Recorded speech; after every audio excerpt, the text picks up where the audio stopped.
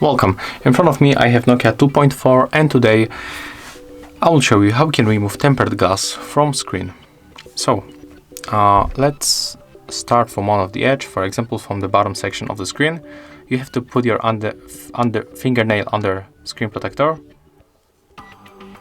But of course you have to do it slowly. Let me take a look here. Okay, it looks like that. Let's start maybe from this section of the screen. So as you can see, the air comes under protector. So you have to move it like that, then raise it, lift it. And as you can see, it was very easy and very simple. And right now it's removed, as you can see. Let's put it here. And right now we can use your phone or just install another one. And as you can see, it was very simple. So if you find this video helpful, remember to leave a like, comment and subscribe to our channel.